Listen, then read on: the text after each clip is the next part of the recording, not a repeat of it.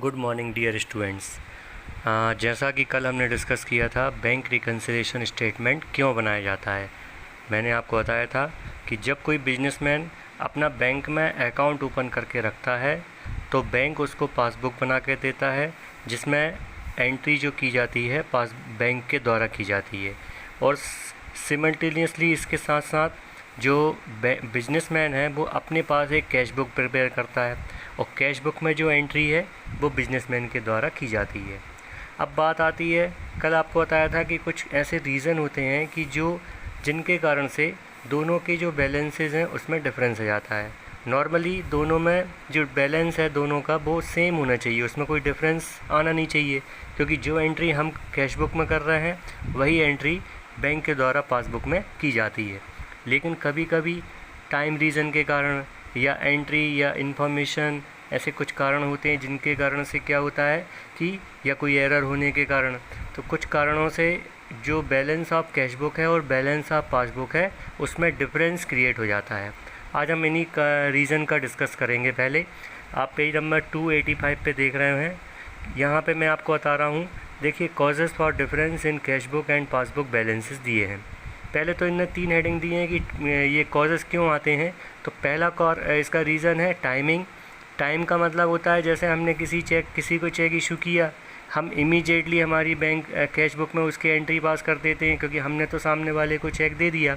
अब ज़रूरी नहीं है कि सामने वाला पर्सन उसको चेक को इमीडिएटली बैंक में लेके जाता है, तो इस कारण से ये पहला रीज़न होता है टाइमिंग। सेकंड, ट्रांजेक्शन्स होते हैं।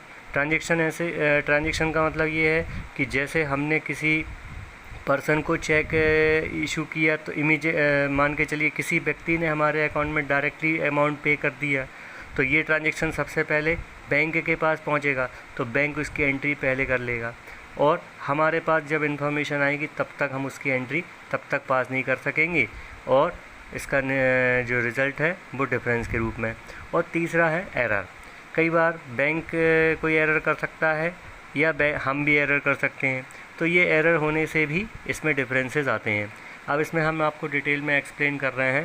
पहला पॉइंट आप देख रहे हैं, cheque issued but not presented for payment. जब हमने किसी व्यक्ति को चेक दे दिया, जो अभी मैंने आपको बताया, लेकिन उस पर्सन ने उसको प्रेजेंट फॉर पेमेंट नहीं किया, तो ये अमाउंट जो रहेगा सबसे पहले हम अपनी कैश बुक में से तो माइनस कर चुके हैं, लेकिन ये पासबुक में से अभी माइनस नहीं हुआ। सेकंड ट्रांजेक्शन होते हैं cheques, drafts, bills of exchange, deposited but not yet collected.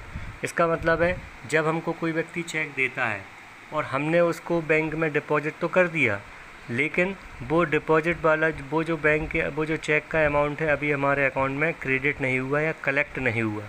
इसमें एक छोटी सी प्रोसेस होती है जो कि बैंक के द्वारा उसको कलेक्शन में भेजा जाता है, तब तक वो अमाउंट हमारे अकाउंट में प्लस नहीं होता। थर्ड रीज़न है cheques, bills, receivables deposited for collection but dishonoured. Dishonoured का आपको मैंने बताया था, मतलब जैसे हमको किसी व्यक्ति से चेक मिला और हमने उसको बैंक में डिपॉजिट कर दिया, लेकिन उसका जो अमाउंट है हमारे अकाउंट में ट्रांसफ़र नहीं हो सका, इसको कहते हैं डिसऑनर्ड होना। इस केस में हमने तो हमारे कैश बुक में एंट्री कर ली थी, लेकिन पासबुक में एंट्री नहीं हो पाती। फिर है पॉइंट नंबर 4 में इंटरेस्ट अलाउड और credited by the banker but not intimated to the customer. मतलब बैंक क्या करता है, हमको हमारे डिपॉजिट पर इंटरेस्ट पे करता है। इसकी इन्फॉर्मेशन अगर कस्टमर तक नहीं पहुंच पाती है तो फिर उसकी एंट्री वो पासबुक कैश बुक में नहीं कर सकेगा, जिसके कारण से डिफरेंस क्रिएट हो जाता है। फिर पॉइंट नंबर 5 है bank charges and commission charged by bank. Bank हमसे कई प्रकार के चार्जेस वसूलता है, जैसे मिनिमम बैलेंस चार्ज या एनी टाइप ऑफ कमीशन, तो ये हमारे अकाउंट से डायरेक्टली वो क्या करता है, माइनस कर लेता है। इसकी एंट्री हमारी अभी कैश बुक में नहीं हो पाई। नेक्स्ट पॉइंट है interest charge by bank on overdraft. हम जानते हैं कि बैंक से हम बैंक ओवरड्राफ्ट की फैसिलिटी लेके रखते हैं। जब हम ओवरड्राफ्ट ले कराते हैं तो बैंक उस पर हमसे इंटरेस्ट वसूलता है, तो इस इंटरेस्ट की एंट्री हमारी बुक्स में नहीं हो पाती। नेक्स्ट पॉइंट है amount directly deposited into the bank by the debtor in traders account. हमारे किसी कस्टमर ने डायरेक्ट हमारे बैंक अकाउंट में पैसा ट्रांसफ़र कर दिया। अब इस अमाउंट की एंट्री हम अभी बुक्स में नहीं कर सकते जब तक जब तक नहीं कर सकते जब तक कि हमको इसकी इंफॉर्मेशन ना मिले। इसके बाद अगला पॉइंट है direct payment made by bank. Bank हमारे बिहाफ में डायरेक्ट पेमेंट कर देता है जिसकी एंट्री हम अभी बुक्स में नहीं कर पाते। इसके लिए हमको बैंक से इंटीमेशन मिलना ज़रूरी है। नेक्स्ट पॉइंट है interest and dividend collected by bank. हमारा कोई इन्वेस्टमेंट अगर होता है तो हम बैंक में उसे सेव करके रख देते हैं, तो बैंक उस पर इंटरेस्ट या डिविडेंड या जो भी उसकी इनकम है उसको कलेक्ट करता जाता है और हमारे अकाउंट में ऐड करता जाता है। इसकी इन्फॉर्मेशन जब तक हमको नहीं मिलती तब तक वो अमाउंट हमारे कैश बुक में डिफरेंस के रूप में चलता है। फिर point cheques entered into cash book but not send to bank. कई बार होता है कि हमने किसी का चेक लिया और उसकी एंट्री कैश बुक में तो कर ली लेकिन बैंक में भेजना भूल गए, इस प्रकार से डिफरेंस आता है। फिर आता है errors and omissions in cash book. अगर हमने कोई रीज़न से कोई गलती कर दी तो उस गलती के कारण से क्या होगा, डिफरेंस क्रिएट होगा। अब हम देखते हैं, आप यहाँ पे देखिएगा, इनने बताया है preparation of bank reconciliation statement, जिसमें बताया है पहला टाइप है where cause of difference are given along with only one of the balance one of the balances either bank balance as per cash book और बैलेंस एज़ पर पासबुक। तो सबसे पहले आप देख रहे हैं पेज नंबर 289 पे निकालें। यहाँ पे आपको जो फॉर्मेट दिया है मैं आपको एक्सप्लेन कर रहा हूँ। इसमें सबसे पहले हम देखेंगे दो पर्टिकुलर के बाद डिटेल्ड अमाउंट और नेट अमाउंट के दो कॉलम हैं। तो सबसे पहले पर्टिकुलर में हमारे पास जैसे मान लीजिए कैश बुक का बैलेंस है तो हमने ये बाहर वाले कॉलम में इसको लिखा। अब इसमें आप देखेंगे ऐड आइटम में 11 पॉइंट्स आपको दिए गए हैं पेज नंबर 289 एंड 290 पर, ठीक है। तो ये ऐड आइटम में आप देखिएगा वो ऐड आइटम है जो या तो हमारी कैश बुक में से हमने बाई मिस्टेक माइनस किए थे या फिर हमने कैश बुक में ऐड नहीं किए थे, ठीक है। और लेस आइटम में आप देखेंगे वो आइटम है जो या तो बैंक ने हमसे ले लिए थे और हमने माइनस नहीं किए या फिर हमने उनको बाई मिस्टेक हमारे बैंक बैलेंस में कैश बुक के कॉलम में ऐड कर लिया था। इसको बहुत ध्यान से आप देखेंगे। इसमें आपकी दो फॉर्मेट्स हैं, एक अल्टरनेटिव मेथड भी आपको बतलाई गई है। अल्टरनेटिव मेथड भी उसी का ही दूसरा रूप है। आप मेरे ख्याल से आपको इसमें प्रॉब्लम होगी, इसीलिए आप क्या करेंगे, अल्टरनेटिव मेथड का ही यूज़ करें, ये ज़्यादा रहेगा, ठीक है। इसमें अमाउंट में एक प्लस आइटम है और एक माइनस आइटम है।